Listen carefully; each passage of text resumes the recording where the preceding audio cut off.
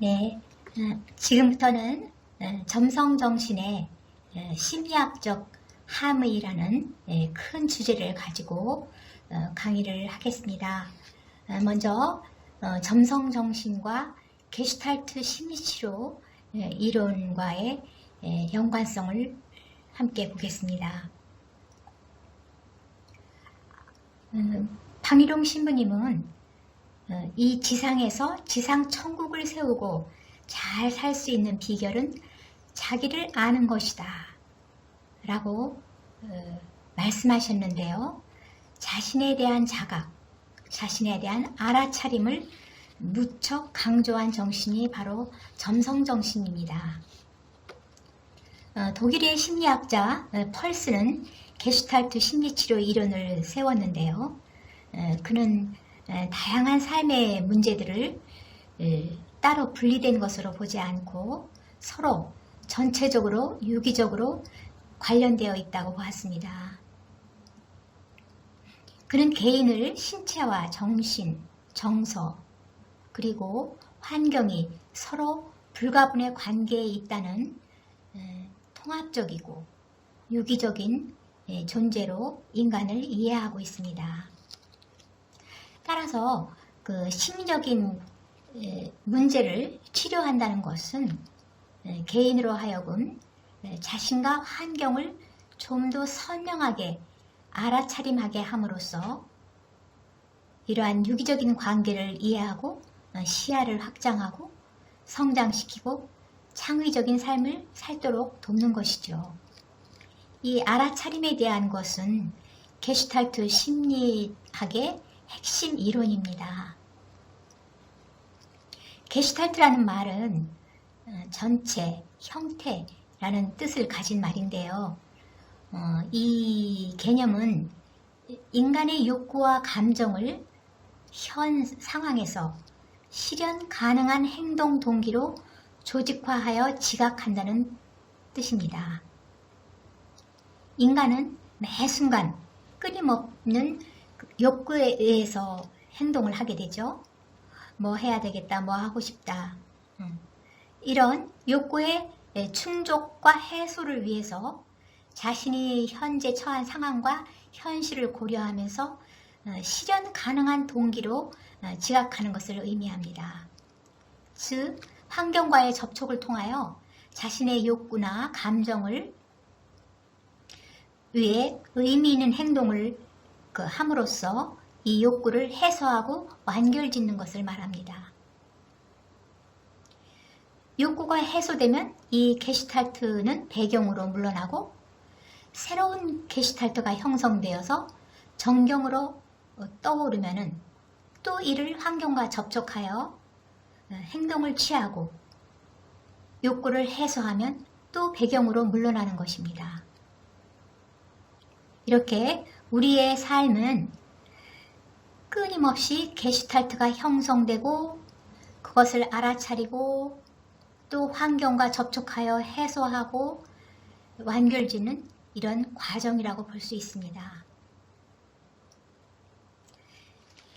펄스는 미해결 과제에 대해서 이론을 주장했는데 미해결 과제라는 것은 어떤 개인에게 있어 중요한 게슈탈트가 완결되지 못하고 미해결된 채로 과제로 우리 안에 남아있게 되면은 게슈탈트는 끊임없이 해결을 해달라고 신호를 보내면서 다른 여러 게슈탈트가 선명하게 떠오르는 것을 방해하기 때문에 문제가 된다고 하는 것이죠.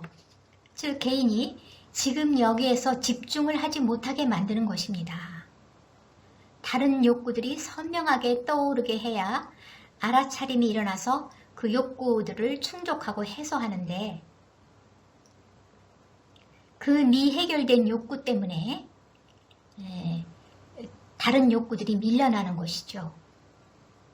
예를 들어서 제가 지금 몹시 배가 고프다고 하면은 그 배고픔을 해소할 때까지 그 배고픔에 시달려 있습니다. 마음이. 그래서 다른 욕구들은 생각도 못해요. 일단은 그 배고픔을 해소해야만 다른 거 할 것을 할 수 있게 되는 것이죠. 이처럼 미해결 과제라는 것은 그 무의식에 해결되지 않은 상태로 남아있는 정서나 그 욕구들을 말하는데, 이 미해결 과제는 어떻게 표현이 되냐. 흔히 공포나 분노, 슬픔, 죄책감, 수치심, 외로움, 무력감, 우울감 등으로 나타나는 것입니다. 특히 어린 시절에 무시되고 억눌러진 욕구나 감정은 지금도 해결을 요구하며 끊임없이 해결해 달라고 신호를 보낸다는 것이죠. 만약 우리가 이 신호를 계속 무시하고 살면 죽을 때까지 반복되어 그 개인의 정상적인 삶을 살지 못하는 것입니다. 우리말에 3살 버릇 80까지 간다, 그런 말이 있죠. 이것은 심리학적으로 너무나 정확한 말입니다. 3살쯤의 문제는 무덤까지 가지고 간다는 것입니다. 우리는 게슈탈트 이론을 통해서 알아차림이 우리 일상에서 얼마나 중요한 것인지 보았습니다. 알아차림을 잘 할수록 건강한 사람이고, 병적으로 갈수록 알아차림을 못하지요. 자기가 한 행동은 다 옳고 문제가 없다고 생각하는데 남들이 보면 아닌 사람이 주변에 있죠. 조현병이라도 하고 또 정신분열증이라고 하는 그 환자들을 보면은 이 알아차림 기능이 거의 없다고 보시면 됩니다. 그래서 자기가 상상하는 것이 현실이고, 지금 진짜 있는 이 현실은 가짜가 되는 것이죠. 그래서 알아차림이 일어날 수가 없습니다.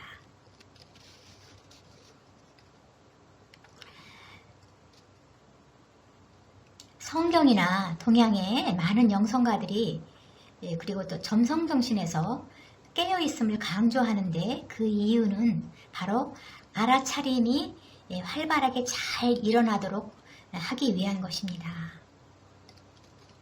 우리가 성경을 보면은 예수님께서 공생활을 시작하면서 가장 첫 번째로 설파하신 말씀이 있습니다. 그것은 바로 회개하라는 것입니다. 옛날 가톨릭 성경에는요, 회개라고 하지 않고 회두라고 번역을 했습니다. 저는 개인적으로 회두가 훨씬 좋은 번역이라고 생각을 하는데요. 회두라는 것은 그저 그냥 잘못을 뉘우치는 그 심정적 차원만이 아니라 머리를 돌린, 즉 생각이나 사고방식을 바꾸는 것이죠. 이 알아차림이 선행되어야 회개를 할 수 있고 문제가 되는 사고 패턴을 바꿀 수 있는 것입니다. 자신에 대해 알아차림이 없이는 회개가 일어나지 않기 때문에 상설 신부님께서는 점성정신에서 깨어있음과 알아차림을 특히나 아주 쉬운 방법으로 강조를 하신 것입니다. 박유룡 신부님의 아름다운 일화 하나를 소개하겠습니다. 신부님께서는 아주 연로하셨을 때인데요. 연로하셔서 더 이상 일은 안 하시고 병원 수녀원 공동체를 위해서 미사를 해주시던 때였습니다. 그때 연로하셨어도 치료를 받거나 약을 드시거나 하시지는 않으셨습니다. 이때의 이야기인데요. 어느 날 이 신부님께서 식사를 하시고 난 다음에 한참 있다가 그 식판, 병원에서 사용하는 식판 있죠? 그 식판을 그 문 밖으로 집어 던지셨어요, 신부님이. 그래서 그 안병자 수녀님께서 이제 신부님 방으로 들어가서 말을 붙였죠. 신부님 왜 그러셨어요? 하고 물으니까 내가 개인가? 이렇게 답변하셨답니다. 그건 무슨 뜻이겠어요? 식사를 마쳤는데도 오랫동안 식판을 안 치우니까 냄새도 났겠죠. 방신부님은 얼마나 철저하게 그 수녀들에게 점성정신을 가르친 사람입니까? 그래서 그 시대에는 우리가 흔히 개를 밖에서 길렀고 개가 먹고 난 밥그릇은 잘 치우지 않았습니다. 그래서 당신을 개한테 비유한 것이죠. 그래서 그 안병자 수녀님이 그러셨군요. 그런데 신부님 사람들이 오가다가 신부님이 그런 거를 그렇게 하시는 거를 보고 이상하게 생각하게 되잖아요. 이렇게 여쭙자 방신부님께서는 즉시 창피하다 라고 하셨답니다. 그래서 이제 안수녀님은 아주 지혜롭게 신부님 다음부터 수녀들이 또 밥그릇을 안 치우면은 식판을 안 치우면은 요 밑으로 이쪽 문으로 내려가면은 바로 주방이에요. 신부님 거기다가 식판을 확 집어 던지세요. 이렇게 말씀을 드렸다는 것입니다. 아주 지혜롭게 말씀을 하신 것이죠. 그러니까 신부님께서 호탕하게 웃으시면서 이렇게 말씀하셨답니다. 그렇게 말해줘서 고마워요. 그래서 안수녀님은 아주 감동적으로 이 사건을 기억합니다. 그 신부님이 노인네가 망령 들어서 망령을 부린 것이 아니라 정말 즉시 그 자신의 행동이 잘못됐다는 것을 인정하고 수용하고 또 그거를 아랫수녀가 와서 여쭈었을 때 정말 고맙다고 그렇게 이해해줘서 고맙다 이런 말씀을 젊을 때와 똑같이 젊으셨을 때 하는 거와 똑같이 하셨기 때문에 감동이라는 거죠. 이렇게 신부님은 연세가 많이 드셨어도 잘못되었을 때 즉시 알아차림하고 또 밑에 수녀가 와서 얘기할 때 자존심 상해하지 않으시고 잘 받아들이시는 모습이 감동인 것입니다. 흔히 우리는 무엇이 잘못되었다고 얘기하면은 즉시 받아들이기가 힘들고 또 그것에 대해서 자각하지도 못합니다. 잘못에 대해서. 그러나 이게 노인이 되면 더 심해집니다. 노인이 되면은 이 자각하는 능력이 더 떨어지죠. 그죠? 이 알아차림하는 능력이 떨어지고 고집이 더 세지고 더군다나 혹시라도 잘못을 인정했다 하더라도 그 수녀 앞에서 잘못됐다라고 이렇게 사과하거나 그러기는 힘든 겁니다. 그러나 신부님께서는 이렇게 알아차림하시고 또 잘못됐다고 하시고 고맙다고 하시는 이 거룩한 모습을 연노하실 때도 지니셨다는 것이죠. 참 아름다운 이야기라고 저는 생각이 되어서 여러분에게 말씀을 드립니다.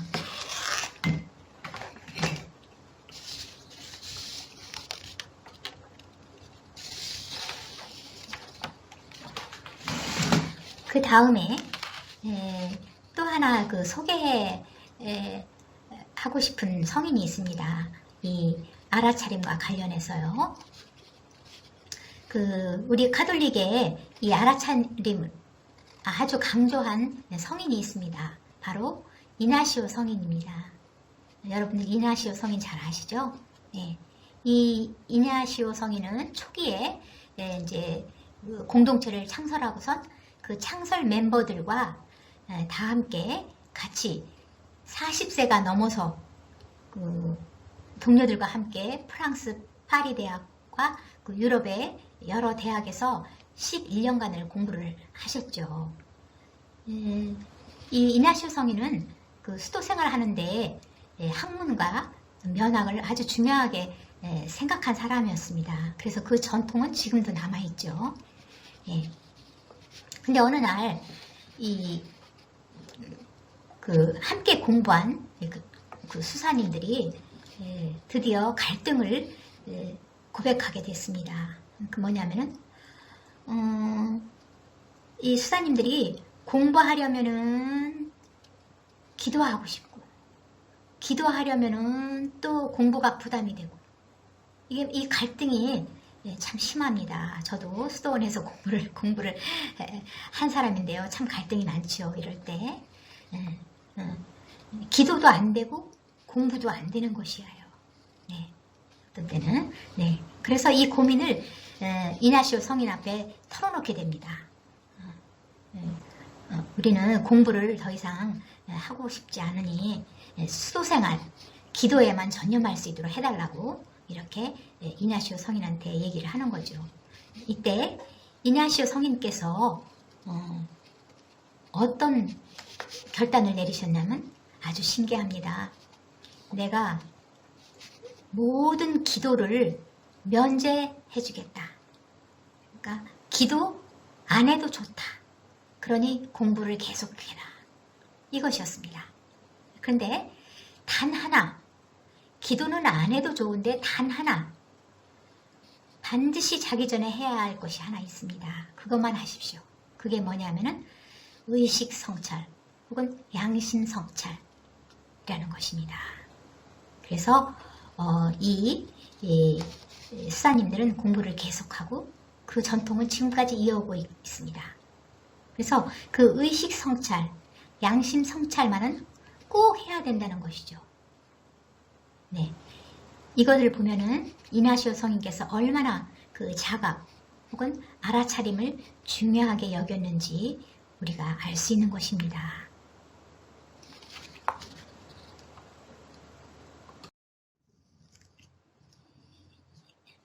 네, 이번에는 점성정신과 융의 페르소나 이론을 보겠습니다.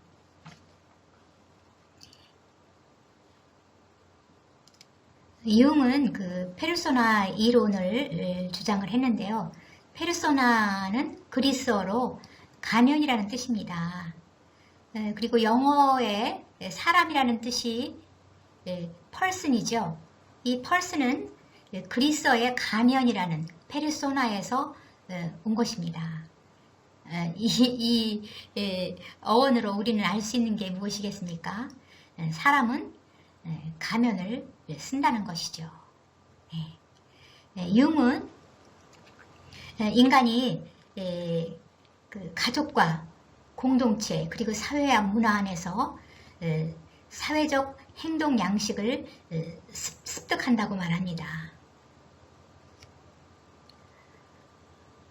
우리의 행동 양식은 나를 둘러싼 모든 그 외부 세계에서 배우고 주입된 것들인데요. 특히 융은 그 인간의 그 역할과 위치, 직업, 직위, 윤리 도덕적인 것, 그리고 법규, 약속 등의 많은 것들을 배우며 사는데 이런 것들을 단순하게 가면이라고 불렀습니다. 그래서 우리 인간은 이런 가면들을 쓰고 산다는 것이죠. 사실 인간이 소유한 이 모든 것들은 일종의 가면입니다. 그 인간 자체는 아니죠.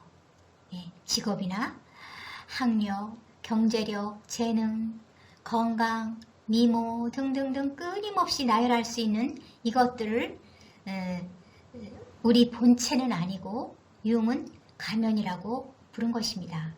이 가면은 우리가 사회생활 하면서 필요해서 쓰기도 하고 또 어쩔 수 없이 쓰기도 하고 즐겁게 쓰는 사람들도 있겠죠. 이런 가면들은 세상의 가치관에 따라서 좋은 가면, 나쁜 가면, 이쁜 가면 이렇게 또 분류를 할 수가 있지만 다 가면은 가면입니다.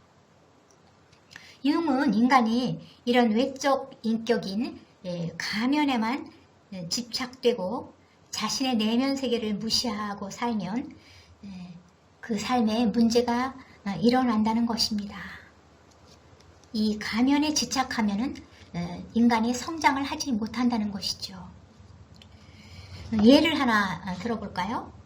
아주 쉬운 예로 여기 학교 선생님이 한 분 계신다고 합시다. 그는 학교에서 선생으로서 존재해야 합니다. 즉 선생이라는 외적 인격, 직업적 가면을 쓸 수밖에 없습니다. 필요에 따라서 필요에 의해서 가면을 씁니다. 만약 이 선생이 퇴근하고 집에 와서 선생이라는 가면을 계속 쓴다면 어떻게 되겠나요? 집에 와서도 부인이나 아이들 앞에서 여전히 선생이라는 가면을 쓴 채로 늘 가르치고 지시한다고 하면 어떨까요? 네, 여러분은 상상하실 수 있으시죠?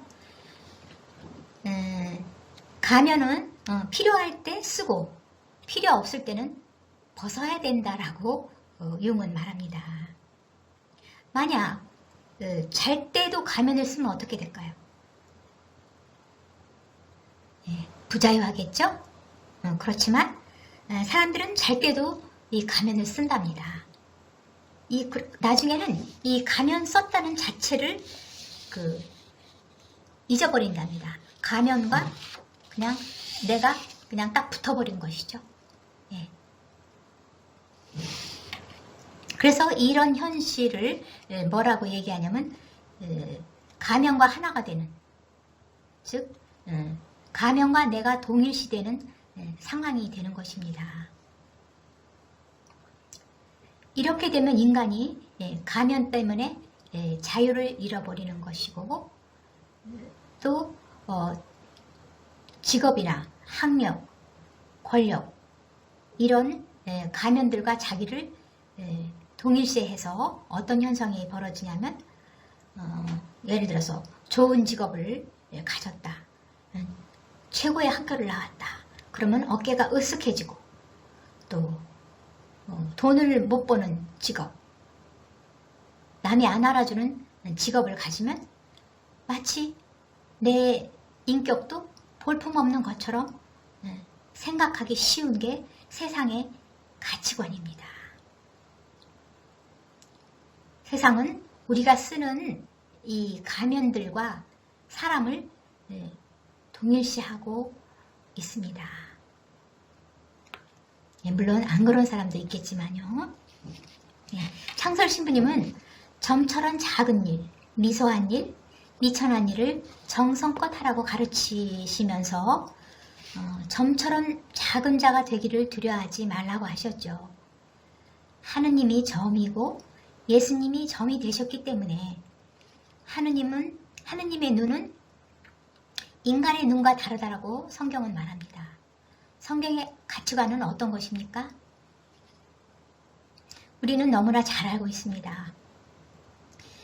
예수님은 가난한 이들, 병자들, 여자들, 과부들, 어린이들, 세리와 창녀, 소외된 사람들을 누구보다 더 귀하게 여기시면서 우선적 관심을 주셨습니다. 예수님의 이런 행동은 세상의 가치관을 깨는 행동이었습니다. 세상이 추구하는 것들은 모두 가면에 불과하다는 것을 가르쳐 주고자 하셨겠죠. 우리 사부님은 평생 모토로 삼은 성경 구절이 있습니다. 무엇인지 아십니까? 그것은 너희는 먼저 하느님의 나라와 그분의 의로움을 찾아라. 마태복음 7장 33절의 말씀입니다. 그래서 너희들이 먼저 하느님의 나라와 의를 찾으면 그 외의 것은 덤으로 다 받을 것이다. 이런 내용입니다. 우리 상설신부님께서 복자회를 이제 세운 때에는 한국 사람들이 일제의 압박에서 바로 벗어났던 때이죠. 그래서 1946년 4월 21일 날 한국순교복자수도회를 창설하셨는데요. 이때 창설신부님은 아무 재산이 없었습니다. 그런데도 그 성경 구절, 그러면 이 모든 것도 곁들여 받게 될 것이다. 이 말씀 하나만 가지고 수도회를 창설하셨습니다. 서울로 와서는 또 6.25 전쟁을 겪어서 얼마나 많이 어려웠는지 모릅니다. 그 6.25 당시 전쟁 당시 그 피난민들과 그 전쟁터에서는 뭐 여기저기 굶는 사람들이 많았습니다. 그런데 우리 최초의 수녀님 맏델과 뿌로맏델 그리고 몇몇 수녀님들은 굶었다는 소리를 한 번도 들어본 적이 없습니다. 초기에는 늘 누님이 누님이 한 분 계시죠. 누님이 경제적인 부분을 또 해결해 주시고 제가 그 논문을 쓸 당시 신문에 난 자료를 보니까요. 무슨 사건이 있었습니다. 그 사건 때문에 우리 한국에 있는 남자 수도회의 재산들이 신문에 공개가 됐습니다. 근데 저는 깜짝 놀랐죠. 우리 남자 수도회가 전국에서 재산이 1위더라고요. 창설 신부님은 맨주먹으로 그 수도회를 창설했지만 많은 은인들이 땅을 기증하고 경제적인 도움을 주고 또 사업을 해서 사업이 번창하게 됐던 것입니다. 창설 신부님은 통 돈을 모르시고 쌀이 있는지 없는지 모르시고 또 돈이 생기면 그냥 무조건 맏델 뿌로맏델한테 갖다 주고 당신은 돈을 타서 쓰고 또 웬만하면 뭐 청파동에서 성북동까지 그 먼 길을 걸어 다니셨다고 하니까요. 이렇게 돈을 모르셨지만 남자 수도회나 저희 수도회나 이렇게 굶지 않고 이렇게 번창을 했습니다. 그래서 창설 신부님의 믿음대로 된 것이죠. 하느님의 의만 추구하면 나머지 하느님께서 주실 것이다 라고 단순하게 어린이처럼 믿으신 것입니다. 창설 신부님 일화를 또 하나 소개를 해드릴게요. 너무 강의만 하면 지루하니까요. 1946년에 이제 수도회를 설립하고 한국 전쟁을 이제 치르고 아주 그 많은 위험을 넘어서고 극적으로 수녀님들이 살아남았습니다. 그래서 서울 청파동에 자리를 잡았죠. 그때 초기 공동체는 그 먹고 살기 위해서 신부님의 누님이시며 우리 복자수녀의 공동 창설자인 방순경 교장께서 이제 경제적인 거를 해결하려고 적극적으로 이제 돌보기 시작했습니다. 처음에는 그 수녀님들이 먹고 살아야 되니까 이제 일을 해야 되는데 수녀원 밖에서 일을 할 수는 없죠. 수녀원 안에서 일을 해야 되는데 그래서 처음에는 빨래부터 시작했답니다. 학교 뭐 소파 껍데기를 빤다든가 학교 커튼을 빨고선 그 돈을 벌었던 것이에요. 그래서 그런 것부터 시작하다가 나중에는 이제 스님들이 수혜를 하시고 교복도 만드시고 꽃도 만드시고 인형도 만들고 다양한 것들을 이렇게 손으로 만드셨습니다. 그래서 이런 것들을 이제 판로를 개척해가지고 백화점에 납품을 했답니다. 근데 이런 제품들이 인기가 있었답니다. 왜냐하면 스님들이 워낙에 꼼꼼하게 잘 하셨고 또 방순경 님이 일본 동경대를 나오셨죠. 그래서 일본에 가서 아주 좋은 기계를 사오셨답니다. 그래서 스님들이 이런 봉제 일들을 하셨는데 인기가 있어서 스님들이 이제 경제적으로 도움을 많이 받고 이제 살았던 것이죠. 근데 어느 날 이제 납품일이 가까이 오는데 이게 일이 이제 밀려 있으면 이제 큰일 나는 거죠. 네. 그런데 어느 날 이게 납품일이 내일이랍니다. 그래서 스님들이 할 수 없이 맞댈 보로맞대이 스님들을 데리고 몰래 창설시부님 몰래 이제 불을 켜고 그리고 나서 그 불빛이 새어나가면 안 되니까 창문에 모두 이제 담요를 치고 깜깜하게 해놓고 이제 안에서 불 켜고 그 봉제일을 했던 것입니다. 그런데 시부님이 아주 조용조용 오셔가지고 문을 확 열으신 것입니다. 문을 확 열으시고 호통을 치신 것이죠. 이렇게 밤에 잠 안 자고 잠을 안 재우고 이렇게 일을 시키면은 누가 수도자라고 생각할 수 있는가? 공장에서 일하는 공장에서 일하는 사람들하고 무엇이 다른가? 그러면서 호통을 치셨답니다. 그렇게 믿음이 없냐? 예, 밥 굶을까봐 그렇게 밤새도록 일을 하냐고 이러셨답니다. 맞댈 뿌러맞들께서는 답답하셨겠지만 이제 뭐 그렇게 하시니까 이제 다들 부랴부랴 이제 침대로 들어갔답니다. 네, 이렇듯이 신부님께서는 그 수도자들이 기도하고 또 적당한 일을 할 것을 원하셨지 필요 이상으로 이렇게 일을 하면은 일반인들과 다름이 없다. 그리고 굶을까봐 그렇게 걱정하느냐. 하느님께서 다 알아서 해주실 텐데 이런 단순한 믿음으로 사셨고 또 스님들에게도 그렇게 가르치신 것이죠. 예, 이런 재밌는 이야기가 기록에 남아 있습니다.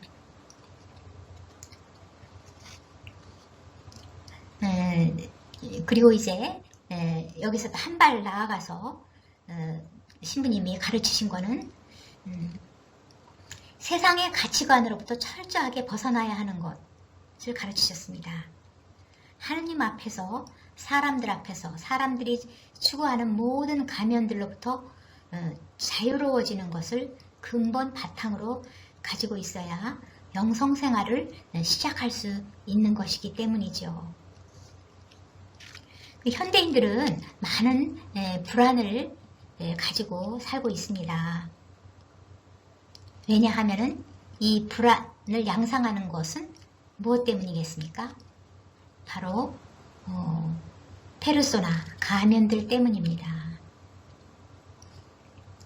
우리 현대인들은 자신이 가면을 쓰고 산다는 것조차 자각하지 못할 때가 많습니다. 가면과 자신을 동일시하는 사태가 많이 발생하는 것이죠. 이렇게 가면들만 추구하고 거기에 목숨을 걸고 자신의 그 심리적 불행을 온통 가면에만 의존하는 자아는 상대적으로 자신의 본체인 자신의 내면을 외면하게 되기 때문에 문제가 발생하는 것입니다.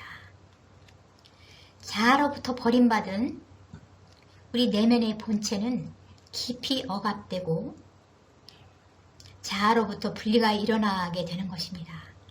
이렇게 인격의 분열성이 커지면 인격이 조각나게 되고 조각난 인격은 허약해지고 허약해지면 불안해지기 마련입니다. 불안과 근심, 걱정, 그리고 두려움이 많아지는 것이죠. 분열증 환자만 분열 현상을 가지고 있는 것이 아니라 우리 보통 사람들도 분열성을 다 가지고 살고 있습니다. 다만 그 정도가 그 개인차마다 다르기 때문이죠.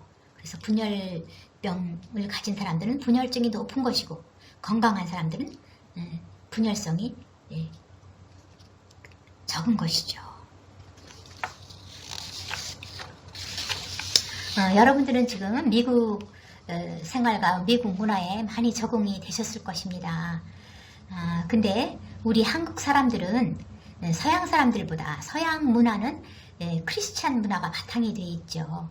그래서 우리보다 훨씬 덜합니다만 우리 유교 문화에 젖은 우리 이 한국 사람들은 그 체면인과 위신, 그리고 낯, 직위 등을 유난히 강조하는 사회였습니다. 개인의 개성과 인격보다는 사회적인 배경, 학력, 재산, 직업 이런 거에 따라 그 사람들을 판단하다 보니까 현대에 와서 우리나라는 우울증이나 각종 신경증 환자가 많이 늘어나고 있습니다. 단순히 이런 가면들을 자신의 삶의 목표로 정하거나 가면과 동일시를 할 경우 무의식과 영적 세계와의 분리 현상이 일어나고 신경증을 일으키게 되는 것입니다. 그래서 우리 보통 사람들도 신경증 한두 개는 안고 살아갑니다. 그럼 왜 불안과 근심, 두려움, 우울이 많아질까요? 심리학자 융은 그것은 내면이 빨리 해결 좀 해달라고 밖으로 내보내는 그 신호라고 이야기를 합니다. 그러니까 우울증은 하나의 신호죠. 해결해야 될 신호. 문제가 있다는 신호입니다. 각종 불안 증세나 신경증은 무의식이 내보내는 일종의 상징적 메시지라는 것입니다. 인간이 자신을 돌보지 않고 가면만 추구하다 보면 어느 순간에 허망함을 느끼고 결국 열심히 일하고 살았는데 만족감과 행복감이 느껴지지 않습니다. 결국은 왜 이토록 열심히 살았나? 아니면 왜 살아야 하나? 하는 공허감과 상실감을 맛보게 되어 있는 것입니다. 이를 융은 신경증적 실존적 공허감이라는 말을 썼습니다. 현대에 오면 올수록 불안이 많고 잘 사는 나라, 북유럽 같은 나라, 그리고 우리나라도 옛날에 비하면 아주 잘 살죠. 질이 향상이 됐습니다. 삶의 질이. 그런데 우울증과 자살률이 우리나라가 세계 1위입니다. 왜 그럴까요?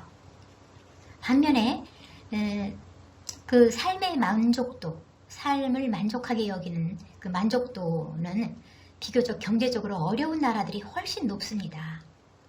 왜 그럴까요?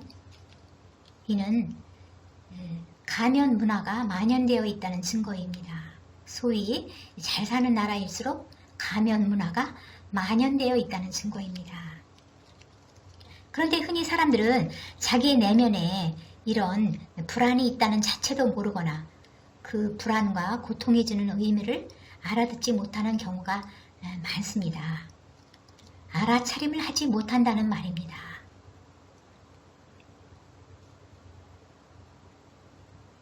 결국 알아차림하지 못하면 개선의 여지가 없는 것이죠. 창설 신부님은 강론에서 세상에 잘 사는 길은 내 안에 있다고 강조하시면서 영적 여정을 가길 원하거든 우선 가면의 추구가 아닌 세상의 가치로부터 세상의 가면들로부터 자유로워지기를 촉구하고 계시는 것입니다.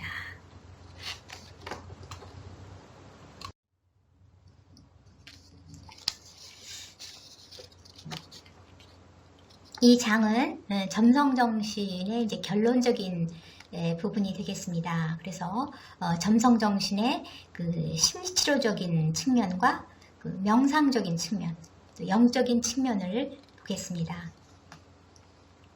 그 심리치료적 도구를 먼저 보겠는데요. 점성정신을 실천하면 예수님이 말씀하시는 참 기쁨과 참 행복을 느끼며 살 수 있습니다. 이 세상의 가면과 가치관으로부터 자유로워지도록 도와주는 도구이기 때문입니다.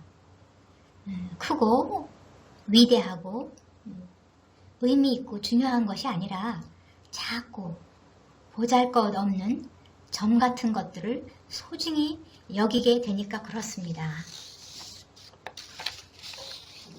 점성정신에서 가르치는 알아차림을 말씀드리면서 펄스가 주장한 게슈탈트 심리치료 이론을 간단하게 말씀드렸는데요. 우리가 나의 문제를 알아차림하면 그것이 우리 내면을 치유하는 치유의 힘이라고 말합니다. 그러니까 알아차림 자체가 치유적이기 때문입니다.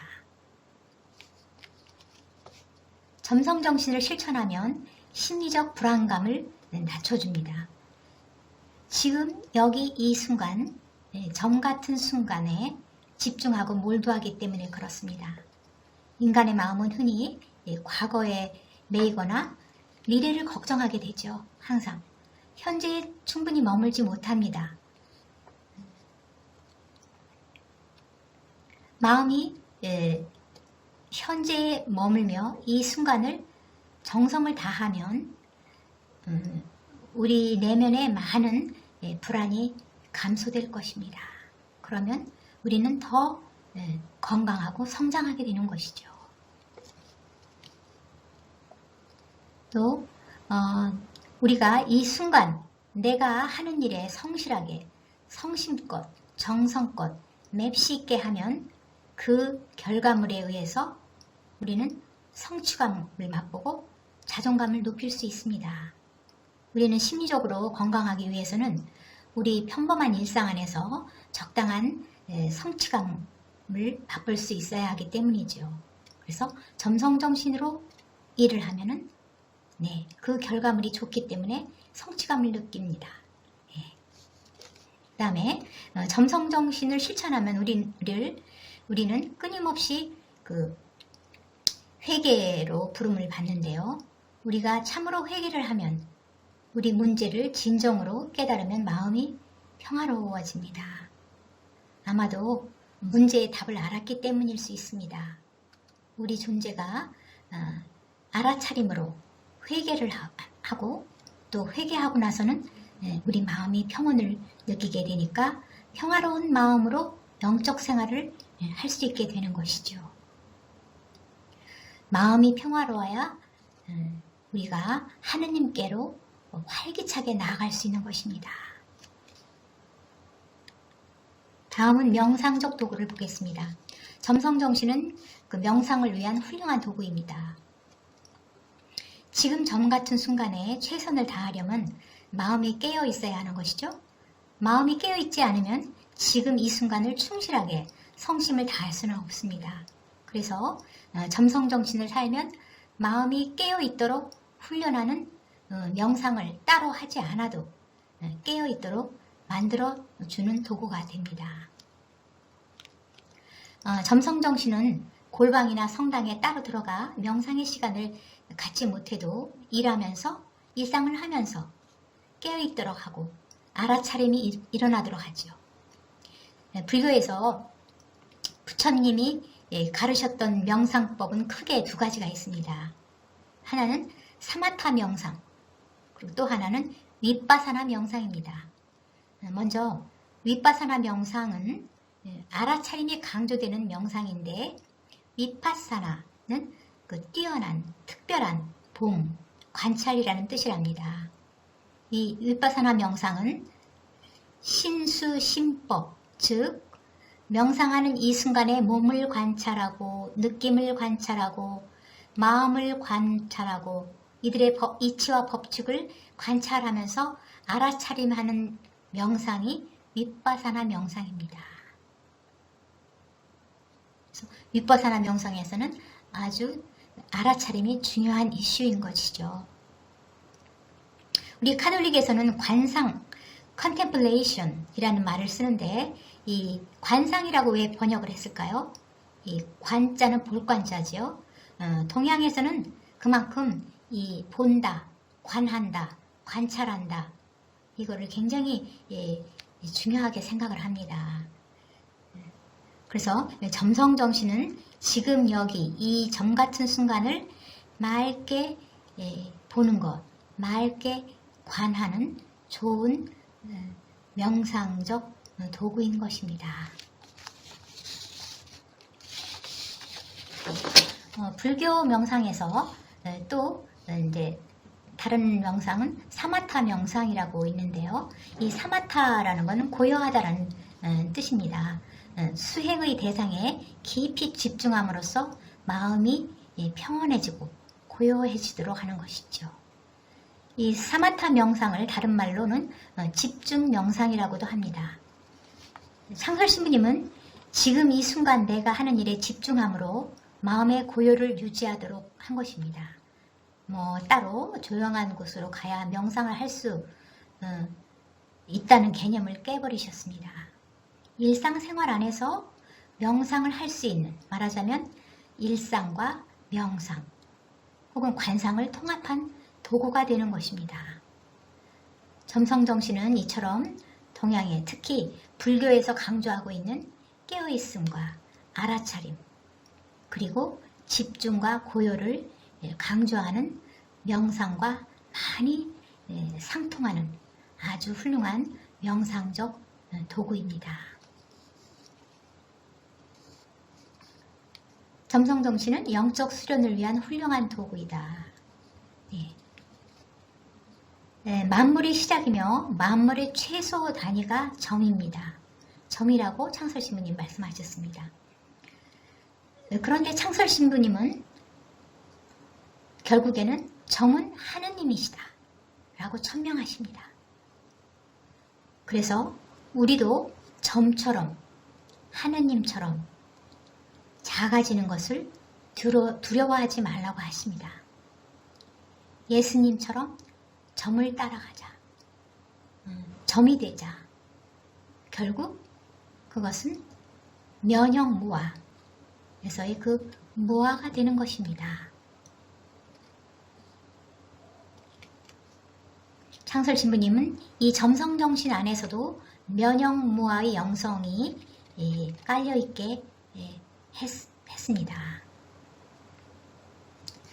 결론적으로 점성정신은 알아차림을 통하여 마음의 치유가 일어나게 하고 세상의 가치로부터 자유롭게 되도록 하고 하는 명상적인 측면과 또 영적인 측면을 두루 갖춘 아주 탁월한 영성이며 동양과 서양의 정신문화를 통합한, 정말 제가 처음에 강의 시작할 때 말씀드렸죠. 점성정신은 영성생활의 비결이라고 창설신부님께서 말씀하셨다고. 그래서 이 점성정신은 영성생활의 비결인 것입니다. 이상으로 점성정신에 관해서 말씀을 마치도록 하겠습니다.